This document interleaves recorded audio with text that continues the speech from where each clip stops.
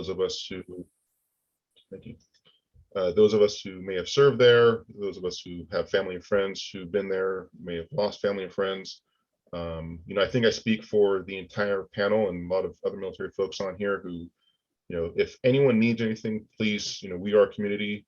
Feel free to reach out to myself, any of the panel members, or anyone on here. We're here for each other.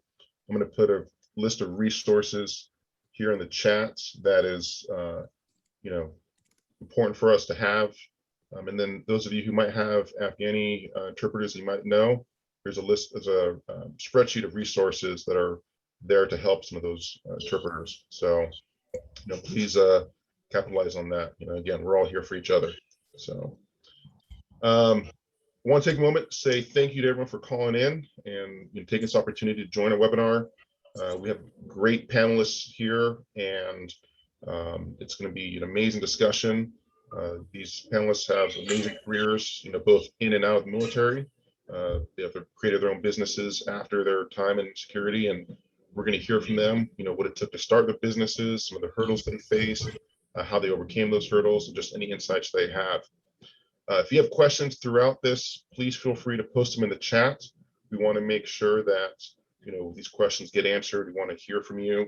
We want it to be interactive and engaging. So please put those questions in there. I'm going to start by asking the panelists to introduce themselves, tell a little about yourselves, and we'll go from there. So Alan, do you want to start and introduce yourself? Hey, yeah, good morning, everyone. My name is Alan Perry. I'm the founder of VCPG, or Veterans Protection Group. We're a security consulting firm out here in California. I did my time in the Marine Corps, 2000 to 2006, started out as a 0311, transitioned over to the mortar side, 0341, then finished out as a Marine security guard. I did some time over in Shanghai, China at the consulate there, and then the embassy in Stockholm, Sweden. After that, got out, did some private security stuff, contracting, and then went over and did the gambit of security stuff. All my meaty stuff is on my LinkedIn, so please feel free to jump on it so I don't really have to go over it. But yeah, I'm happy to be here. Definitely looking forward to talking with everyone. Great, thank you, Alan. Tate, you want to introduce yourself? Yeah, I've got some traffic in the back, so I'm kind of working the mute button here. Hi, guys. My name's Tate Reimers. I'm a former Navy SEAL. After the military, I got involved with executive protection. That was a great kind of introductory experience to me into security. Ultimately, I moved over to Tesla to run the protective operations program. Nabi and I worked together over there. We crossed over. And then I moved over to run the contract security at Facebook. And then now I've got a firm called Convoy. Convoy Security is essentially a consulting firm that specializes in protective services. I'm really looking forward to this conversation because I think that my track, when you get out of the military, you've got a lot of decisions to make, and it's pretty challenging navigating those steps. And so I think that, with this panel in particular, I think there'll be a lot of, beneficial information as you kind of, are looking to transition. Great, thank you, Tate. Next up, how about Scott? You want to go? Sure. I spent 22 years in the Coast Guard and the Air Force. So the uniform is pretty much the same, easy to switch over. And then I went to the private sector, worked for a couple of small tech companies, probably never heard of, like Facebook and NVIDIA. And now I have my own firm in Phoenix, Arizona, where I do investigations and risk consulting. Great, thank you. And last but certainly not least, Spencer. Thanks, Nabi. My name is Spencer Coursen. I served in the Army from 99 to 04, Ranger qualified with the 82nd Airborne, got out, went into the diplomatic security executive protection space, did that for about 10 years. Transitioned into starting my own company in 2012, Coursen Security Group. We specialize in threat management, protective intelligence, and vulnerability reduction. And I think this is great. One of the true keys to my success as an entrepreneur were, the mentors who helped me along the way. And so honored to be here today with all of you esteemed individuals. And if, not just today, but moving forward in the future, if anyone ever has any questions or needs some help or wants to reach out or wants to talk business strategy, I'm readily available on LinkedIn and the social medias. Please don't hesitate to reach out. I am here to help. Great, thank you. All right, so we're gonna get into the questions. Again, if you have questions you want to post, please feel free to put them in the chat and we'll try to get to them as soon as we can. So what I'm going to start with is basically the first introduction. What made you want to start your own business? Like, was there a defining moment that said, that's it, I'm sick of what I'm doing, I'm going to do it on my own? So why don't we start, from the verse? So Spencer, why don't you go first with that one? Sure. For me, it was the tragedy at Sandy Hook. Both of my parents were teachers. I had family and friends who are, involved in academic administration. Nabi, you and I were at the same firm at the time, and I had gone to them with some ideas on how we could pivot into sort of, taking that skill set that was being readily, employed by that top 1% of the population, but make it readily available for the other 99%, because I saw, and you'll learn this as you start, looking for, your own, when you start developing your own business plan, is what is the market need? And what I saw was that, while not everyone will be able to afford their own protective detail, every single one of us deserves to be protected. And so what I wanted to do was sort of find a way to still do the, the tier 1 clientele, but also make ourselves available, those resources available to the other 99% of the population. And just after we just had those discussions, it seemed like I could do it better on my own. They agreed. We parted ways amicably, and on December 12th, 2012, Coursen Security Group was born, and here we are today. Great, thank you. Scott, how about you? Mostly for the tax write-off. No, just kidding. No, like everybody else on this call, I'm sure we all have a passion for doing something that is important and impactful. And I wanted to focus on a service delivery that was unique and was high touch and white glove. And that's one. And I also wanted to focus it in the investigations and risk space, because I want to empower businesses to make risk-informed decisions. And that's not easy to translate for a larger company.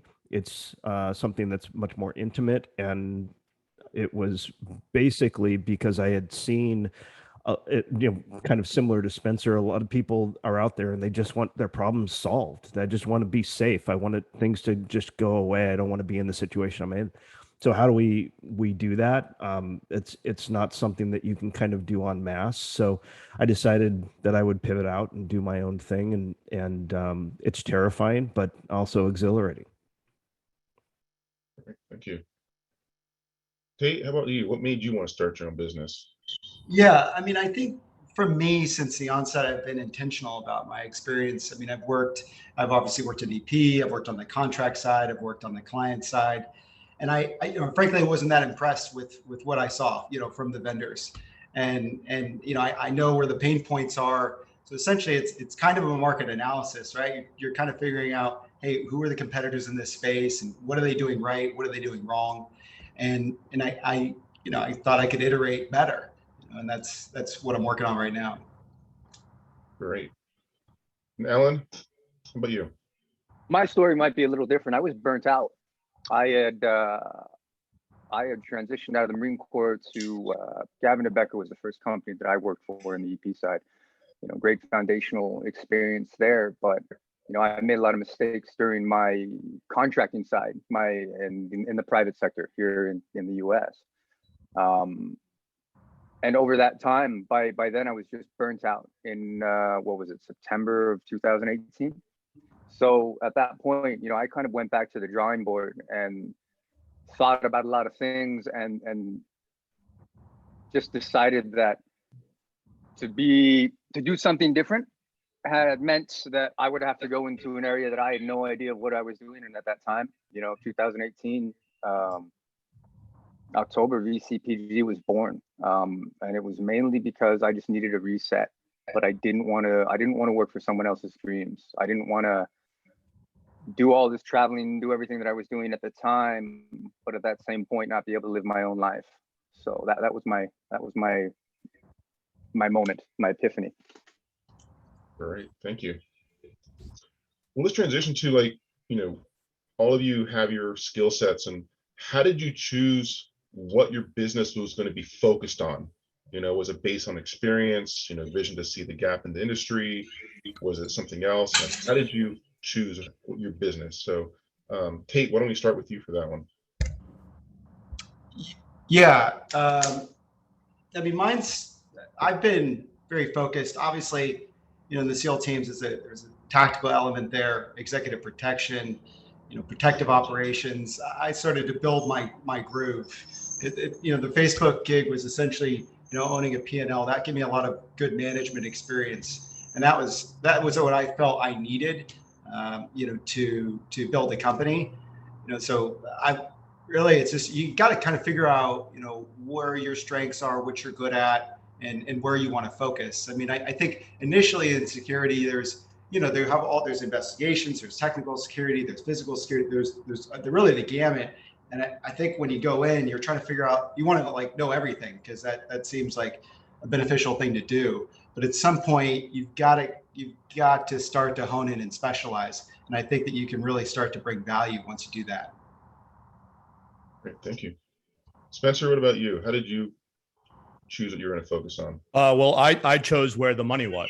And so, I mean, if you're going to start your own business, you want to make sure that you have a revenue stream available on day one.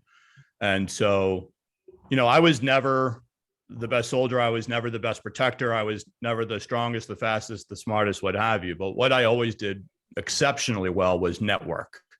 And I always, was talking to people. I always had my ear to the ground. I was always talking to people, and people were talking to me. Well, if I was to ever go off on my own, like, what would that look like? Would you support me? And people are always like, well, if you ever go off on your own, we'll definitely support you. And so I initially went in doing protection work, because I knew that I had those clients readily available, willing, and eager to hire me for that service. And this was something that one of my mentors, took me aside to explain. And they were like, listen, if you are going to establish yourself as a protector, you will only be making money while you're walking behind someone. And then if you get hurt or if you get injured, what is your revenue stream going to look like, from that point? And I really took that to heart, because, I'm 45 now. I was 34, I think, when I started my own business. And, you don't want to be 45, 50 years old walking right shoulder behind someone. And if you want your longevity of your business model to last more than a few years, you want to really always be looking for what's next. And so what he had me do was, look at, how do you, so I was going to be a security consultant. And then I read this book by Tim Ferriss called like the 4-Hour Work Week. And he talks about how to 10x your skill set. And, security consultants were a dime a dozen, but no one had really capitalized on the threat management space. And so I started referring to myself as a threat management professional. And then every time I, was quoted in an article or did an interview, I always had them say that I was a threat management guy. I'm a threat management guy. And then what I ultimately did with my business model was pivoted it to more of a consulting firm, more than a protection firm, so that I could bill myself more like a lawyer than as a protector, so that I can have clients on retainer rather than on a daily stipend.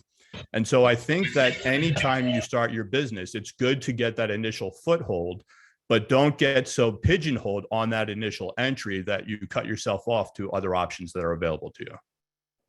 Great insights. Yeah. Alan, what about you? So the big thing with us is wear all the hats.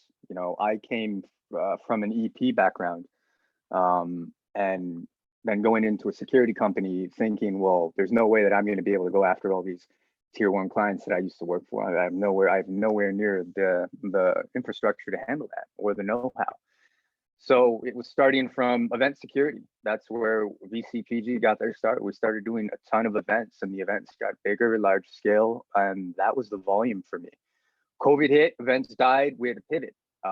And luckily at that point, some offices were still open. So then we kind of pivoted over to the corporate side. We lost all of our event stuff, but it was doing things that I initially off the bat had that mindset of, oh, I would never have a security company that would do something as like the Kids' Choice Awards in Los Angeles. That's just not, I would never even work that. And here I am giving them 48 guards for, 3 weeks to do things along those lines. So it's always keeping an open mind that's really made me successful, lucky, blessed, is just always being open to any kind of work, even if it's not something that you initially thought your firm would be.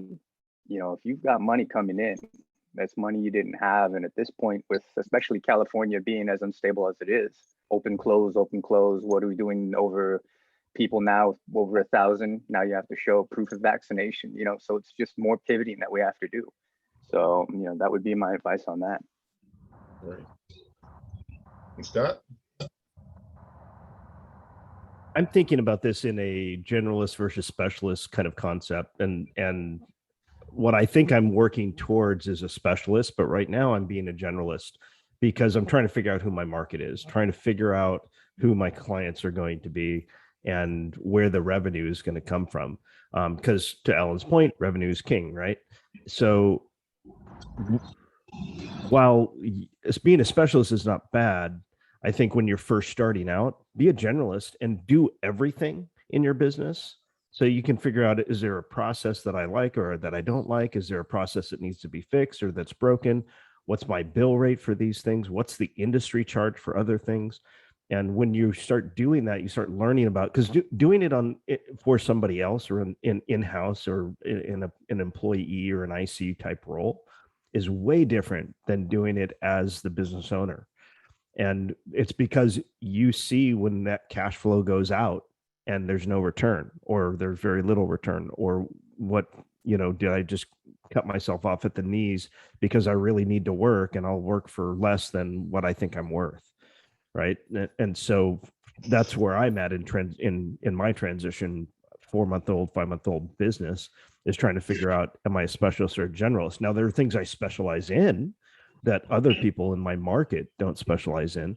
And so I can hold myself out to that, but I find myself pivoting depending who I'm talking to. So when I'm talking to, let's say, an attorney client, I'm going to try and figure out what is it that they specialize in if they have a specialty, and then how can I be relevant to them?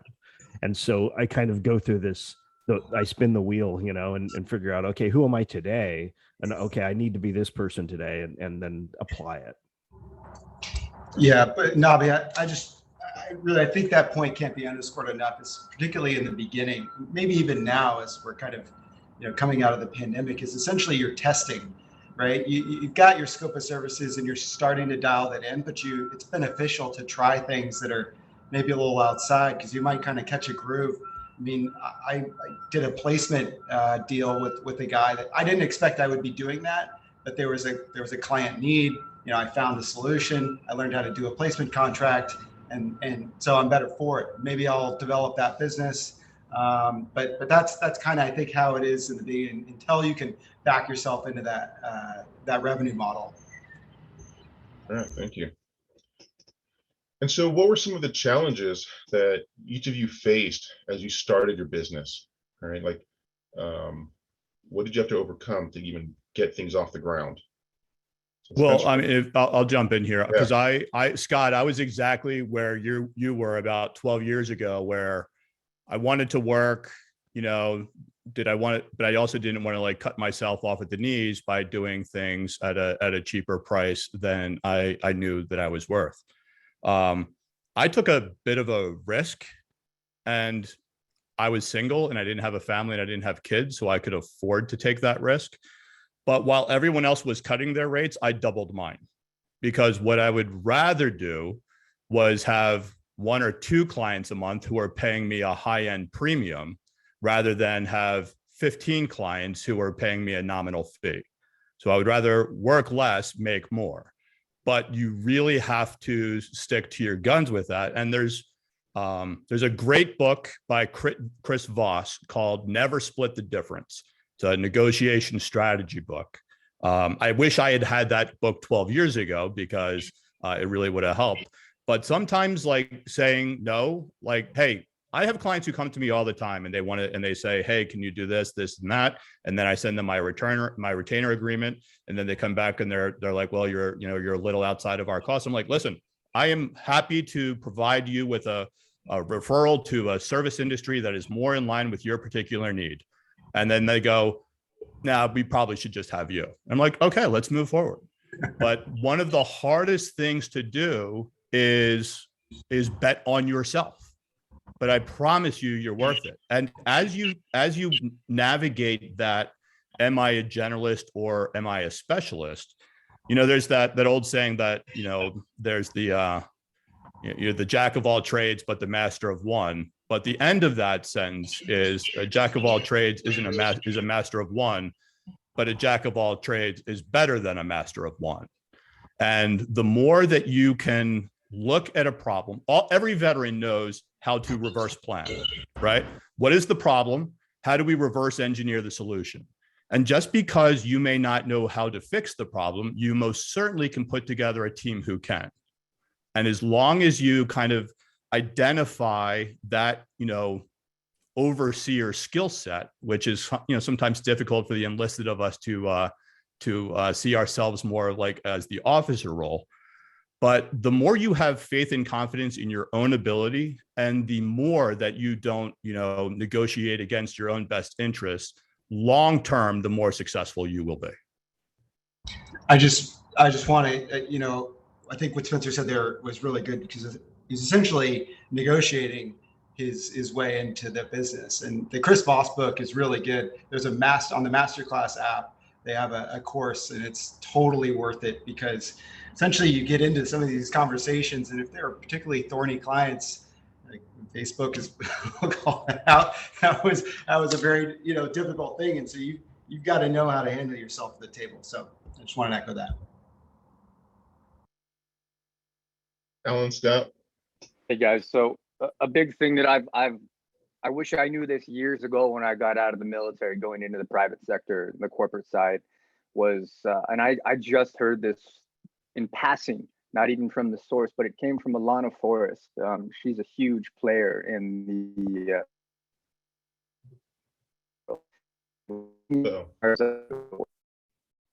Alan, you're cutting out.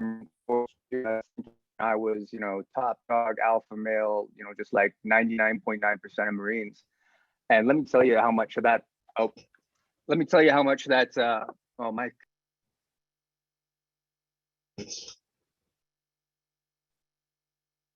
Alan, you're on mute, cutting out. Hey, Scott, why don't we go to you while Alan fixes his.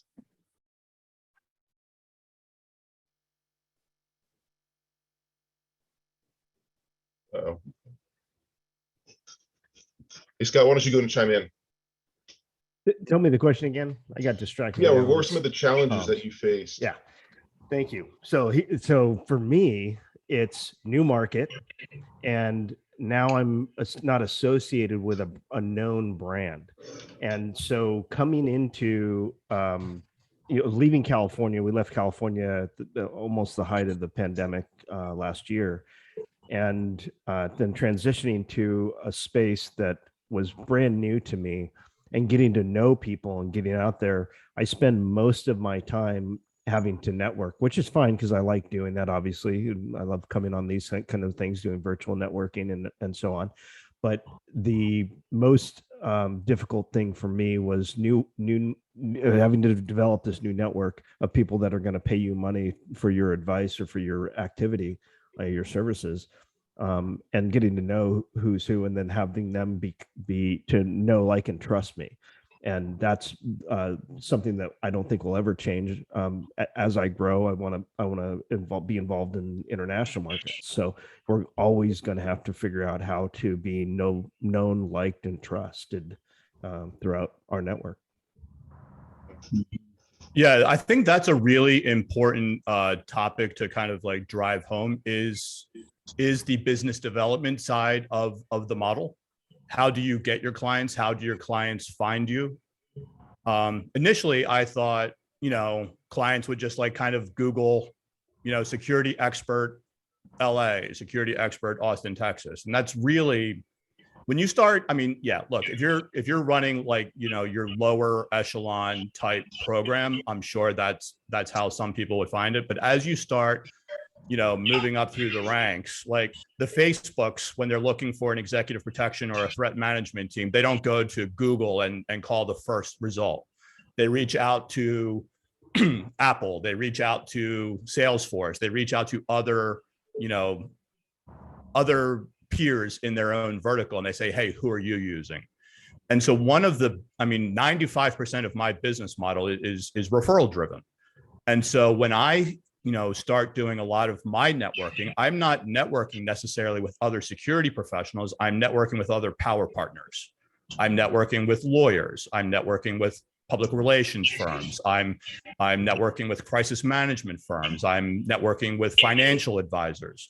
All of those people who are already in the ecosystem of who my ideal clients are. And then you just say, you write up a one sheet and you just send it over to them. Hey, can we have coffee? Hey, can we have lunch? Hey, who's handling your inappropriate communication? When was the last time your company had an assessment done? Who did it? What were the findings? What did you do about them? As the more you can position yourself to be a problem solver rather than a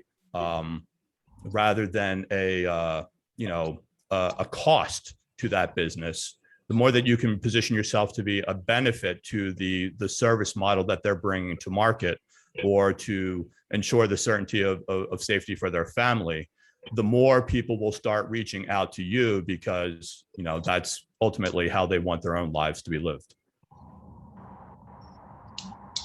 Alan, you want to chime back in? We missed you completely after you Yeah, said. no, I had to run upstairs because my Wi-Fi decided to kick it on me. So my biggest challenge was getting over myself. For a lot of guys getting out of the military, you think that you're top dog. You're coming into a world of alpha males where your service is thank you for your service, but hang your bars up at the door, quote unquote. Alana Forrest, I heard that about 3 months ago. I wish I would have heard it from her 4 years ago. My career may have been in a different path on the private sector. But once again, I'm thankful for all of that, because it woke me and put me into the position where I am now, owning my own firm.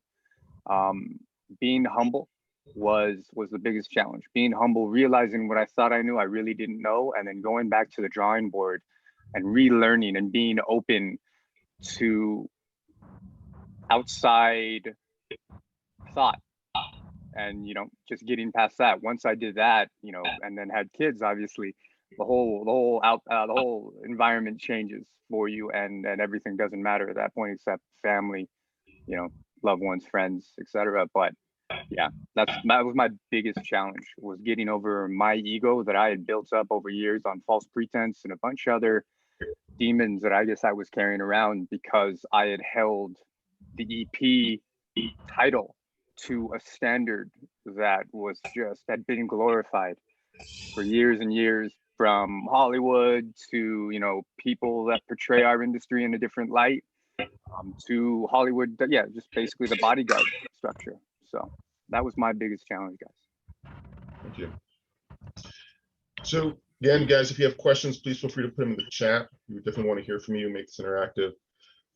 So the next question, though, is, so you kind of already touched on this, but what are the resources that you need to get started, and like funding, and how'd you go about that if you needed funding or partnerships? Who wants to talk on that first? I'll go.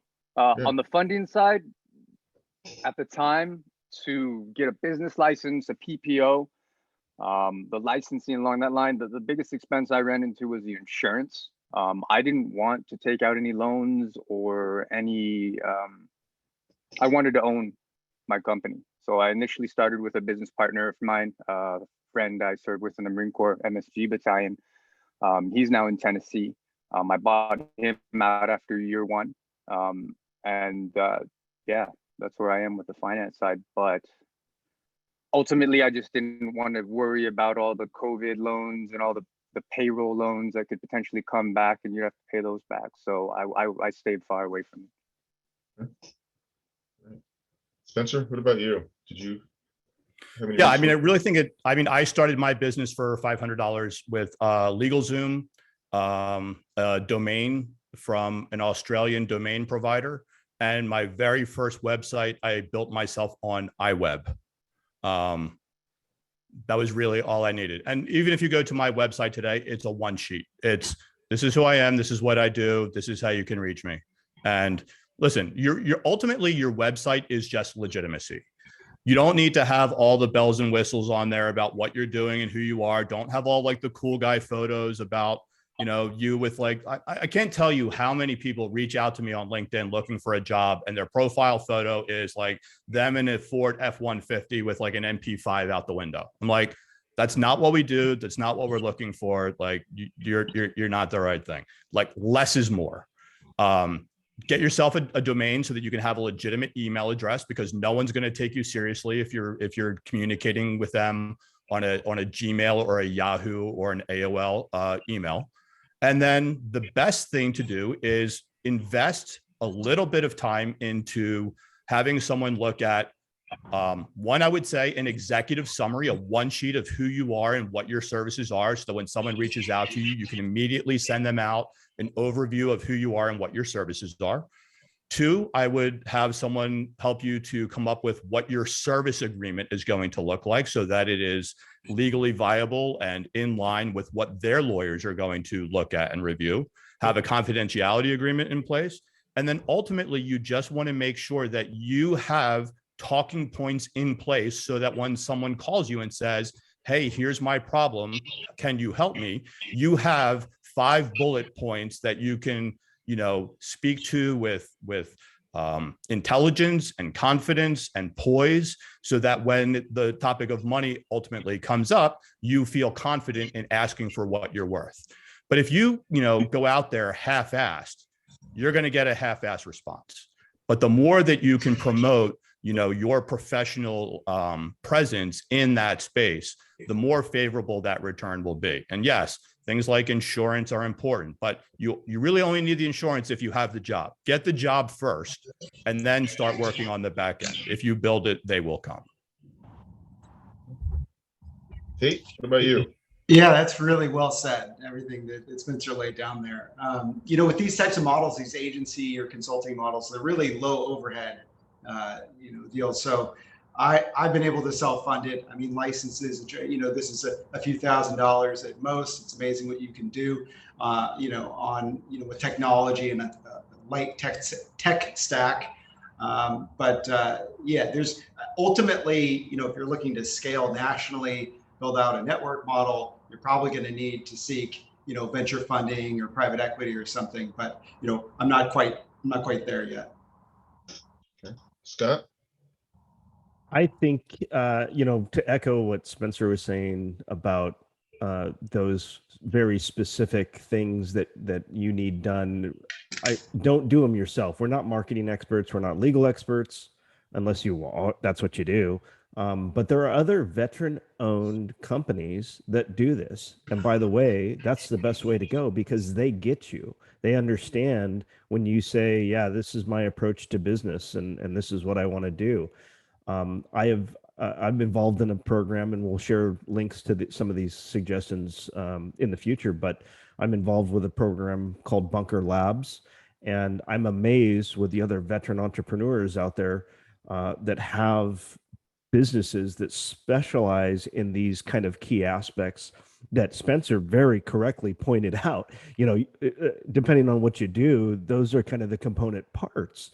And those are the things that some of those things I paid money for, some of those things I do myself in my business, but it can't be understated when you're first thinking about, how much is this going to cost me up front? To Alan's point, insurance for folks like us is the most expensive thing. Every year we have to renew our insurance policies, because we all have multi-million-dollar insurance policies, because most of us are licensed to do the work, and the license requires it, not for any other reason than that. And so, when you're looking at your expenses, if there's something that you're not an expert at, or that's not what you're doing as a business, see if you can outsource that. And by the way, outsource it to another veteran-owned business. That's the best way to do it. That's a good point. Yeah, and Navi, I would just hop on that. Absolutely, anyone will share their confidentiality agreement. Anyone will share their service agreement, because all that's really going to change is the numbers. What you're really, you look at any. I don't know how many confidentiality agreements I've signed in my lifetime. It's got to be a lot, and they all say the exact same thing. The only thing that really changes is who you are and who they are. Same thing with the service agreement. It's, there's going to be a force majeure clause. There's going to be a limitation of liability clause. There's going to be all of this stuff. You're not, giving away your insider special sauce secrets by sharing this information with people. There's a great line in Billions where Bobby Axelrod has to open up his books to another investor, and his chief of staff is like, "Aren't you worried that they're going to know your secrets?" He's like, "Just because someone watches a Bruce Lee movie doesn't mean they know Kung Fu. So don't be afraid that people are going to steal your secrets." The more, I kind of look at things like this, like the Joe Rogan approach. Joe Rogan started bringing more and more comedians onto the show so that they could prop up their enterprise. They can invite more comedians onto their show. Now it's every great comedian has a podcast. Every great comedian was able to survive the pandemic. The more that we can do that same thing in the security space, the more that we can bring everyone in, and just have all of those ships rise up together. There is so much money to be made out there in ensuring the certainty of safety and in making people feel protected and actually be protected. That should be the priority. But, so don't think that, oh, I'm not going to liaise or consult with, so-and-so because I don't want him to do what I do. No one does what you do. And you can't do what they do. So don't, Tate is a subject matter expert in Convoy. And, I can't do that. But you know what I can do? If I have a client who has that need, I can bring Tate in as a strategic partner and we can share the profits together. And you know what? Tate's going to agree to work with me because I wasn't a dick to him when he asked for help on the onset. Mm-hmm.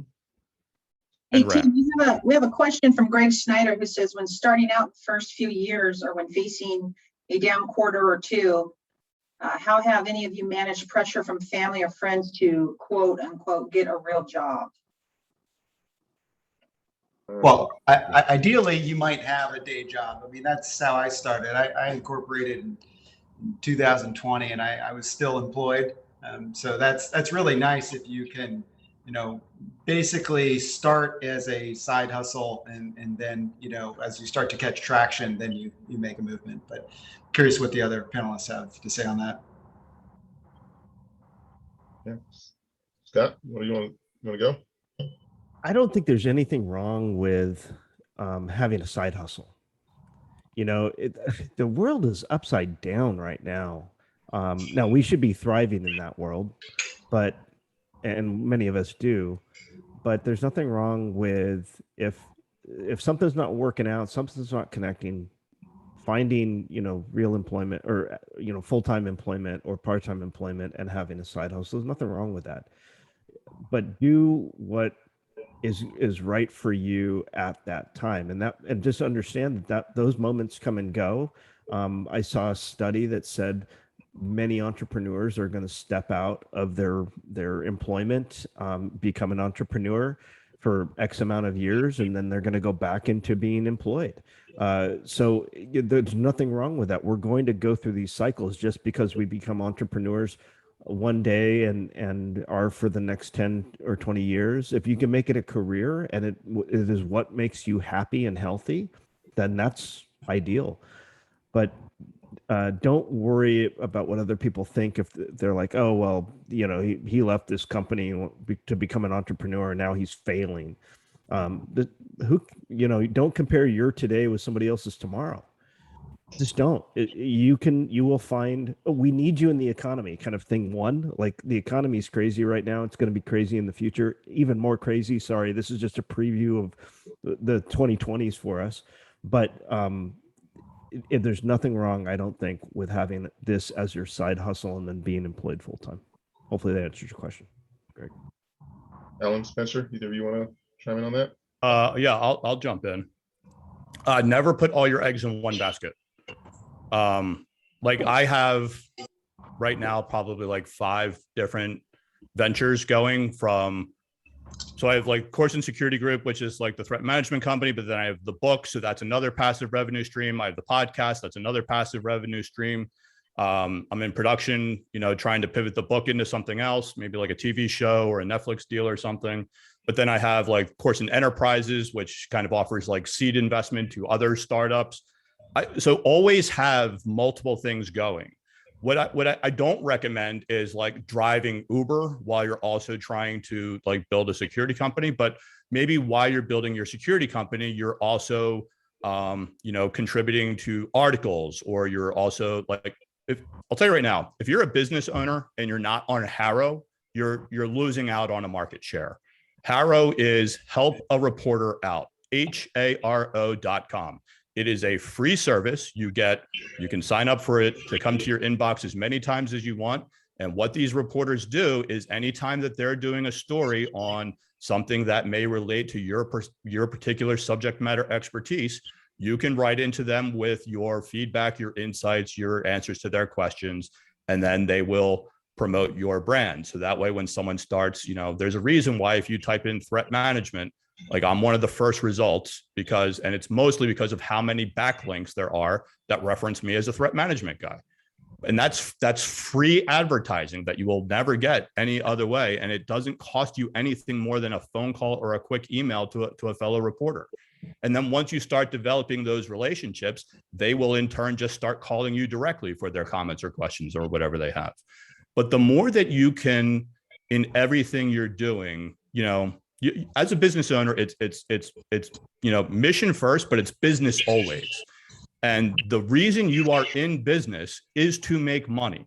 And so every opportunity that exists to you to capitalize on that initial investment should be explored, employed, and evolved, so that you, over the course of time, start having these, various revenue, whether they're direct or passive revenue streams, coming into your account, so that you don't have those on your rough days going, why don't you just get a real job? And I would maybe caution, obviously it's very impressive. And I think that Spencer's a little farther down the road where he's got these different ventures that he can drop, that he's developed. But I think in the beginning, you've got to, you have to apply focus and really build up one before you kind of spread yourself out. And I think if you've got a side hustle and you're working in a job, it can be challenging to do that at night or the weekends, what it is. And what I did was I just 1 hour a day is how I started. You just commit to that 1 hour a day, and then you prioritize what you're trying to do. And then every day, there's a cumulative effect there. So that would be my my advice in the beginning. I wanted to ride on Tate's thing that he said earlier. Just don't base your life off of someone else's highlight reel. Everything you see on Instagram, LinkedIn, things like that, it's all going to be the best parts of the business. We're trying to spread our feathers for you. But, you're going to have good days and bad days running a business, because you have people that work for you. And then, for an example, for Greg, when we lost events, when COVID completely shut down events, that was a point where I kind of looked at, oh man, maybe I should try and jump on a job, right? Just so that my family, I can provide. But you have to remember why you started. You have to remember that you grind now, you sacrifice now, it'll pay off in that long run.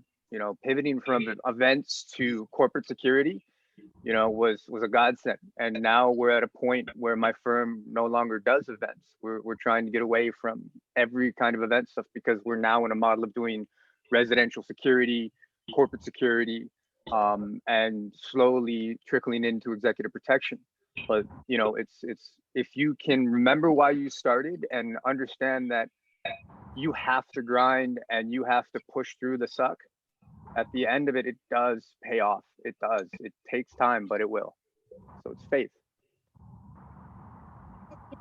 Kent Ford, who asked, where would you guys place physical protection versus tech IT in your work as a percentage of your overall business?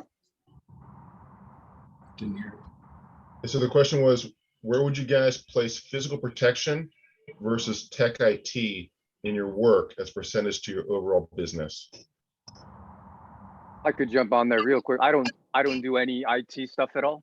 I outsource all of my IT security to firms that I've worked with here in the Bay Area, veteran-owned firms. I don't pretend to know that or be able to even sell it.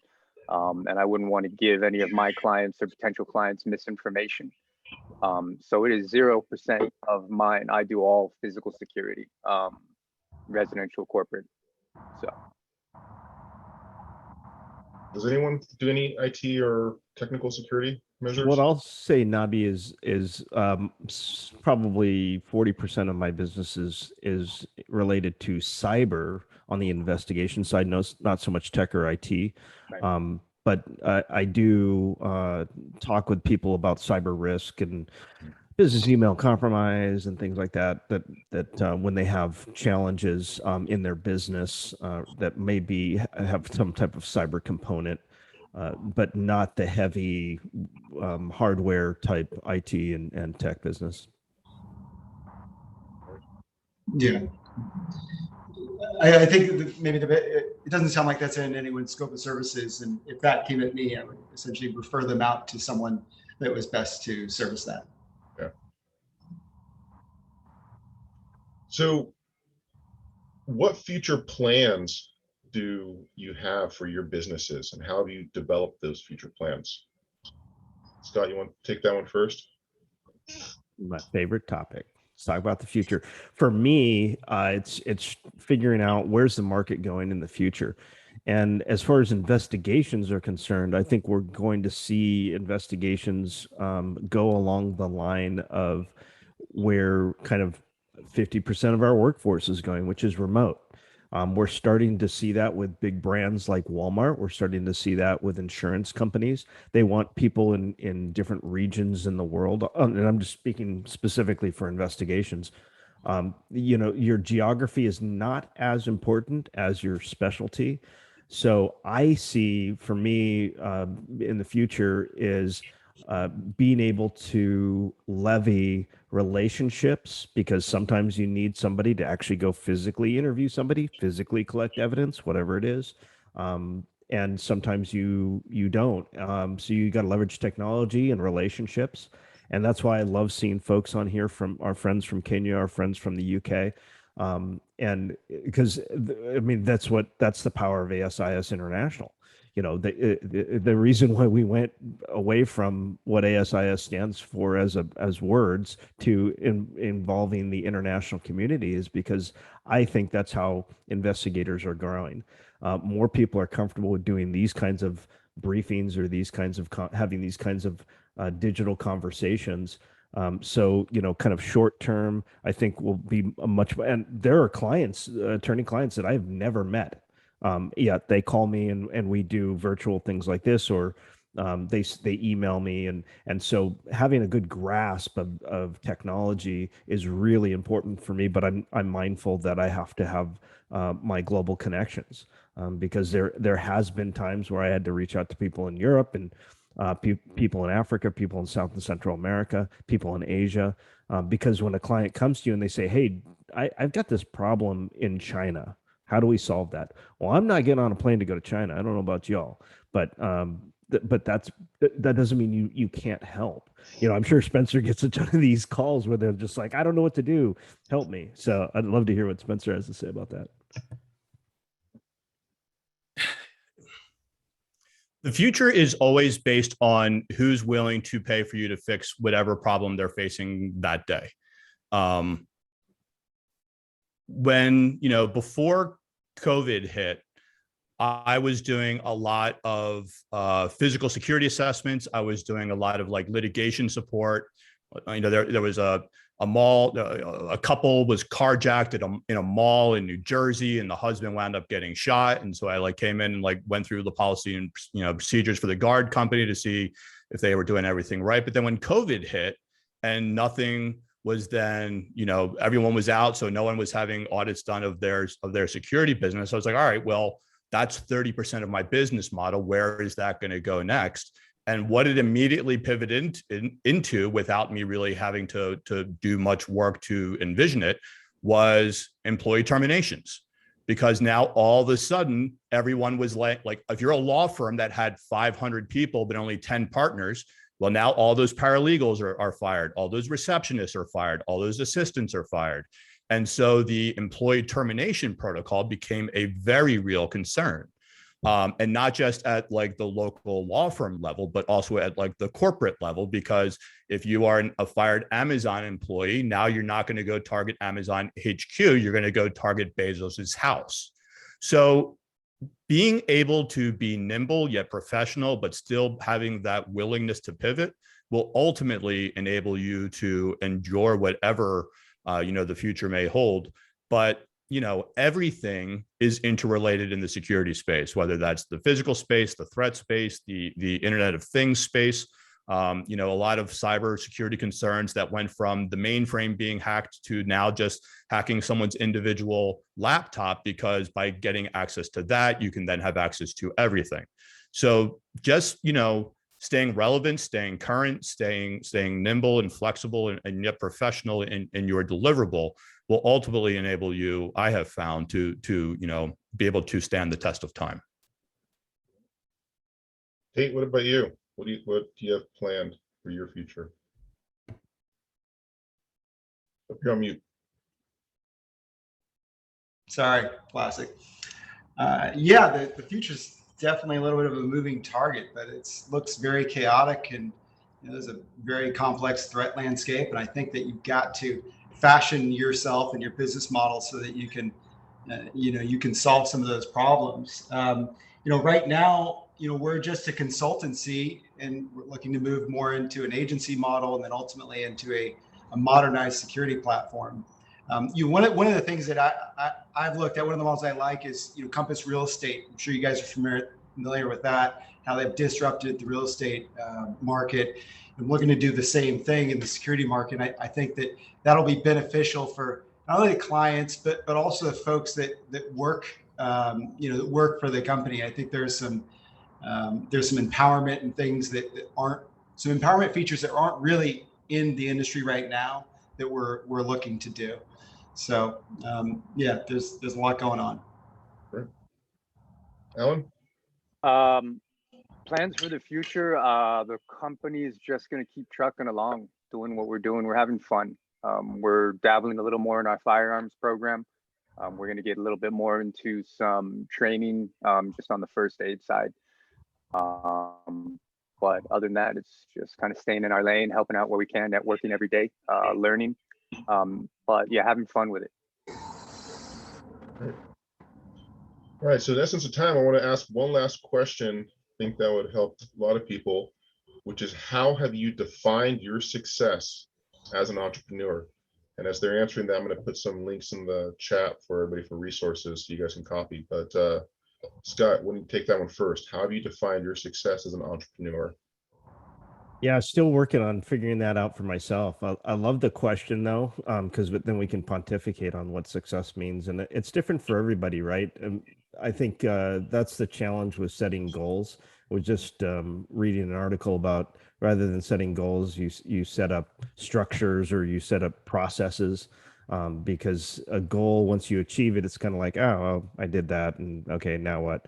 I always thought of my entrepreneurial success would be was in stages. And one, if I actually made back the money that I initially invested, I've done that. And then if I have clients that call me every week, and that I've done that. And so now it's like, okay, well, I got to be more realistic, measure out further and things like that. But ultimately, kind of like what Alan was saying, if you're having fun and you're able to support yourself, that's the value, I think, of being an entrepreneur. I get to work with people I like working with. I get to do the things that I enjoy doing. And everybody says, oh, you're being your own boss. And those kind of things are important. But I think if you're contributing back to society in a positive way, that's my goal ultimately. And hopefully moving the needle and getting more veterans into entrepreneurship. Spencer? I just try to win the day. I find that if I start like trying to project too far out. I will kind of like I'm someone who just needs to focus on the task that's like right in front of me today. Now, that doesn't mean that I don't have projects that I'm looking to complete, whether that be the book or what's next. But listen, like being an entrepreneur and being your own boss is one of the most exhilarating, yet one of the most depressing things you'll ever do in your life. You will, no matter what level of success you reach, will have like just absolutely devastating, miserable, don't want to get out of bed days. And you will have days where you're feeling like it's the greatest thing that you've ever done in your entire life. It's about like getting very comfortable being uncomfortable. So for me, as someone who wakes up every morning unemployed for the last 12 years, I just need to win the day. And winning the day for me means like getting a good amount of sleep, getting in a good workout, and then having at least 3 or 4 tasks that I want to knock out of the park. And then anything after that is a bonus. But I think the more that you can just have practical, realistic goals, achievable goals as part of your daily, weekly, monthly, annual plan, you will ultimately, get to the success that you're trying to achieve, because that goalpost is always going to move. It is. I remember when I was in the Army and a buddy of mine that I went to college with got a job at Wells Fargo making $40,000 a year. And I was an E4 in the Army making like 12.5. And I was like, I would literally kill someone for $42,000 a year. And that was actually my job, But then I remember like working for the government. It's like, oh, now I'm making this, and then you're making that. So like that goalpost is always going to move. What's most important is that you're happy with where you are in that particular moment. If you can focus on your own mental health, your own sense of self-worth, and your own sense of value, then that's going to influence everything, every project, every task, every endeavor that you embark on. And that is ultimately what's going to make you successful. Tate? Spencer has such solid answers. I love it. Sorry, am I on mute? Okay, that fell flat. All right. I'm just trying to help shape this industry for the better, and I'm trying to do it with people that I enjoy working with. I've been with great teams before, and I've run great teams, built great. It is immensely pleasurable once you find people that you're aligned with from a principle level. Right. And it's really the premise behind Convoy is to bring people together from different skill sets and build that synergy, and I think that, there's various ways that we're going to be able to do that, through strategic partnerships and things like that. So ultimately, I think that's the best way that I can make an impact. And if I can, hit remotely in that mark, I think I'll sleep well at night and add some value. Thank you. Now we're a little over, but Alan, you want to chime in real quick, then we'll wrap up. All I want to say, guys, is have fun doing it. Think of where the need is in the industry, from whatever it may be, your military background or wherever you're transitioning from. Take the good things from it, but understand what you can do differently out there to shape the new leaders that are going to be coming out there, the new decision makers that are going to be out there. You have a certain set of skills from your background to be able to be incredibly successful if you grind. But if you're not having fun doing it, it's just another job. So always remember that. Remember why you started and have fun. Thank you.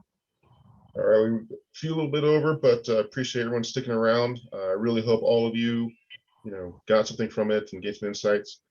Again, I know everyone mentioned it. Please reach out to anyone on LinkedIn. Please feel free to connect with all of us. Appreciate all the panelists for being here. Thank you so much for all your insights.